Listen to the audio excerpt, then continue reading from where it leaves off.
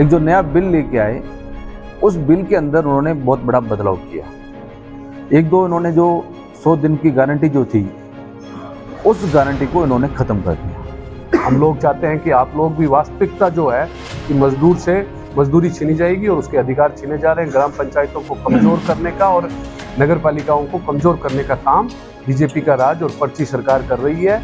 और ये इतनी बड़ी योजना थी जो हमारे राष्ट्रपिता महात्मा गांधी जी के नाम से था, अब उनका नाम बदल करके इन्होंने वीबीजी रामजी कर दिया। और 2 साल के अंदर प्रदेश में जिस तरीके का शासन था, और साले मोहम्मद जी 5 साल तक मंत्री रहे, और उस समय जो शासन था उसमें कितने काम हुए कांग्रेस पार्टी के नेतृत्व में, वो आप सबसे किसी से छुपा हुआ नहीं है।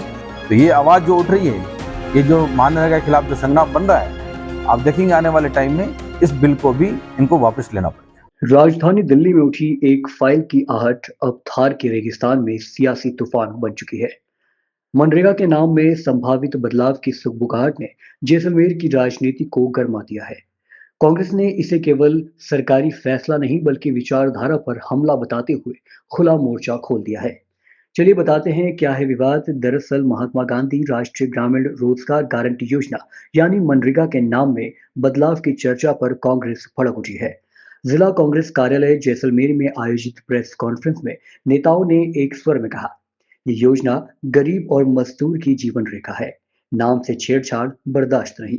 प्रेस कॉन्फ्रेंस में जिला प्रभारी राजेंद्र मूड़, पूर्व कैबिनेट मंत्री सालेह मोहम्मद और पूर्व विधायक रूपाराम धनदेव ने कहा कि महात्मा गांधी ने नाम से जुड़ी योजना को बदलना महापुरुषों का अपमान है। जिला कांग्रेस अध्यक्ष अमरदीप फकीर ने बड़ा ऐलान करते हुए कहा, आज 1 दिवसीय उपवास अंबेडकर पार्क में रखा गया। उन्होंने इसे जन आक्रोश की शुरुआत बताया और कार्यकर्ताओं से बड़ी संख्या में पहुंचने की अपील की। इसी के साथ अमरदीप फकीर ने भाजपा सरकार पर तीखा हमला करते हुए कहा, जनहित की योजनाओं के नाम बदलकर सरकार अपनी ब्रांडिंग करना चाहती है। ये सिर्फ नाम बदलना नहीं, गांधीवादी सोच को मिटाने की कोशिश है। इस आंदोलन में जैसलमेर बाड़मेर सांसद, पूर्व विधायक, पूर्व जिला प्रमुख, पंचायती राज प्रतिनिधि, ब्लॉक अध्यक्ष और अग्रिम संगठनों के पदाधिकारी भी शामिल होंगे। कांग्रेस ने साफ कर दिया है कि लड़ाई सिर्फ प्रेस कॉन्फ्रेंस तक सीमित नहीं रहेगी। 12 तारीख से गांव-गांव जाकर विरोध और जरूरत पड़ी तो सड़क से सदन तक संघर्ष होगा। रेत के धोरों से उठी ये आवाज अब सत्ता के गलियारों तक गूंजने को तैयार है। सवाल सिर्फ एक नाम का नहीं बल्कि उस सोच का है जो ग्रामीण भारत को सहारा देती है। अब देखना यह है कि मनरेगा पर ये सियासी जंग सरकार को झुकाएगी या संघर्ष और तेज करेगी। महानरेगा बचाओ संग्राम में हमारे जैसलमेर जिले के प्रभारी राजेंद्र मूड़ साहब आज प्रेस कॉन्फ्रेंस के लिए आए हैं। और जैसा कि आप सभी जानते हैं कि अभी लोकसभा के अंदर नया जो बिल पास हुआ है रामजी, उस बिल के विरोध में जो केंद्र के अंदर जब यूपीए गवर्नमेंट हुआ करती थी, तब महात्मा गांधी रोजगार गारंटी योजना चलती थी नरेगा के नाम से, क्योंकि ये कांग्रेस पार्टी का घोषणा पत्र में वादा था। और उस घोषणा पत्र में एक कहा था कि हम भारत की जनता को, आवाम को एक रोजगार की गारंटी देंगे और कानून बनाएंगे। और वादा पूरा करके एक कानून बनाया, लोगों को गारंटी के साथ जब चाहे जब रोजगार ले सकते थे। और इस योजना को पूरे देश में आपने देखा, जब ये कोविड आया था सब चीज़ें बंद थी, पर नरेगा उसमें स्टार्ट था, उसमें भी लोगों को रोजगार मिला था। अभी इन्होंने उस महानरेगा का नाम तो चेंज किया ही किया, जो हमारे पूज्य राष्ट्रपिता महात्मा गांधी जी के नाम से था। और नाम बदलना हमेशा आप देखते हैं कि आज से पहले भी जब राजीव गांधी सेवा के अंदर हुआ करते थे राजस्थान में, उनका भी नाम बदला था। और ये इतनी बड़ी योजना थी जो हमारे राष्ट्रपिता महात्मा गांधी जी के नाम से था, अब उनका नाम बदल करके इन्होंने वीबीजी रामजी कर दिया। चलो यहाँ तक ठीक है।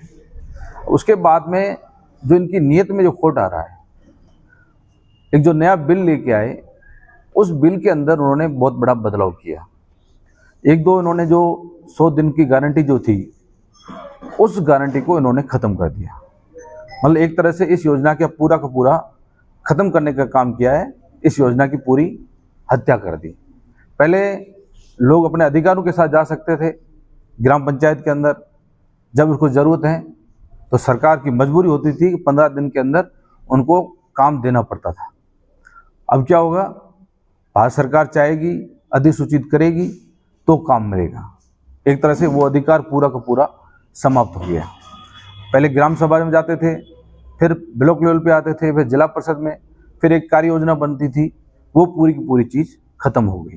तो ये साफ है, जब ये सब चीज़ें खत्म हो गई तो लोगों का अधिकार उन्होंने छीन लिया, तब आपको काम भी नहीं मिलेगा। दूसरा, उसके बाद उन्होंने क्या किया कि इस योजना में 100% जो पैसा था वो पैसा भारत सरकार देती थी, या 90% तो पैसा भारत सरकार से मिलता ही मिलता था। अब ये नया कानून लेके आए हैं, नया बिल लेके आए हैं। इस बिल में इन्होंने कह दिया 60-40 का अनुपात, 60% तो भारत सरकार देगी और 40% जो है स्टेट गवर्नमेंट देगी, जो जिस राज्य की सरकार है वो देगी। अब आप समझ सकते हैं कि कई ऐसे स्टेट हैं, उनके हालात क्या हैं। उनकी खुद की छोटी छोटी योजनाएं नहीं चल रही हैं, लोगों को पानी बिजली दे नहीं पा रहे हैं, रोजगार की बात अलग बात है।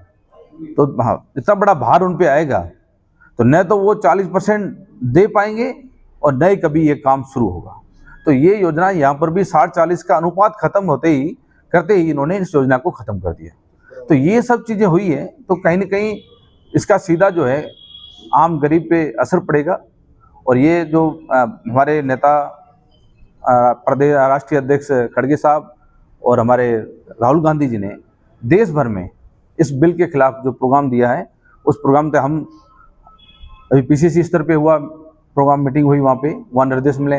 आज आप लोगों के साथ प्रेस कॉन्फ्रेंस कर रहे हैं, उसके बाद में गांव पंचायत ढाणी तक जाएंगे और लोगों को इस बिल के बारे में पूरा बताएंगे कि किस प्रकार से इस योजना की इन्होंने हत्या की है।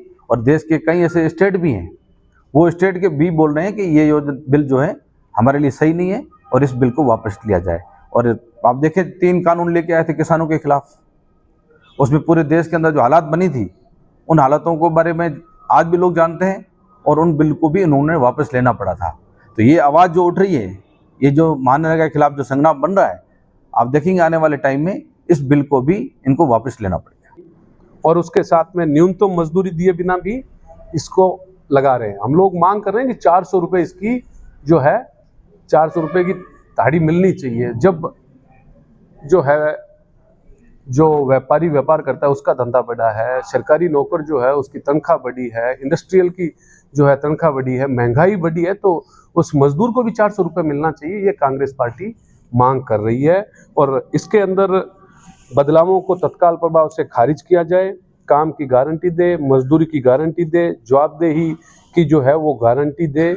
हम सरकार से ये मांग कर रहे हैं। काम के संवैधानिक अधिकार की भी पूर्ण बहाली हो। इस चीज़ की कांग्रेस पार्टी जैसलमेर और सारे हमारे अध्यक्ष जी और साले मोहम्मद जी, रूपाराम जी, हम सब लोग जो है डिमांड कर रहे हैं कि ये सारी चीज़ें आप जो है महानरेगा को बचाएं, इसको पुनः उस अधिनियम को लागू रखें। इन चीज़ों को लेकर हम लोग जो है आने वाले टाइम में सड़क पर रहेंगे, गांव में लोगों के बीच में रहेंगे। जो है 2 करोड़ नौजवानों को रोजगार देंगे, उस पर कहाँ क्या किया मोदी सरकार ने। डॉलर का जो है मुकाबले रुपया मजबूत होगा, वो कहाँ गया, देश के अंदर क्या स्थिति है। तो ये सब चीज़ें, किसान की आमदनी 2022 में दुगनी कर देंगे, 22 चला गया सर, अब 47 की बात कर रहे हैं, विकसित भारत बनाएंगे और 47 के बाद में कुछ और करेंगे। तो गुमराह करना जो मोदी सरकार ने किसी भी माध्यम से कर रहे हैं, उसके खिलाफ यह प्रदेश कांग्रेस कमेटी और अखिल भारतीय कांग्रेस कमेटी, गोविंद सिंह जी डोटासरा साहब और टीकाराम जी जूली साहब और तमाम नेताओं के नेतृत्व में यह प्रेस कॉन्फ्रेंस आज जैसलमेर में रखी गई है। हम लोग चाहते हैं कि आप लोग भी वास्तविकता जो है कि मजदूर से मजदूरी छीनी जाएगी और उसके अधिकार छीने जा रहे हैं। ग्राम पंचायतों को कमजोर करने का और नगर पालिकाओं को कमजोर करने का काम बीजेपी का राज और पर्ची सरकार कर रही है। और 2 साल के अंदर प्रदेश में जिस तरीके का शासन था, और साले मोहम्मद जी 5 साल तक मंत्री रहे, और उस समय जो शासन था उस समय कितने काम हुए कांग्रेस पार्टी के नेतृत्व में, वो आप सबसे किसी से छुपा हुआ नहीं है। इसको लेकर आज आपके बीच में प्रेस कॉन्फ्रेंस जैसलमेर रखी है। आप सब आए, उसके लिए आप सबका बहुत बहुत धन्यवाद। कोई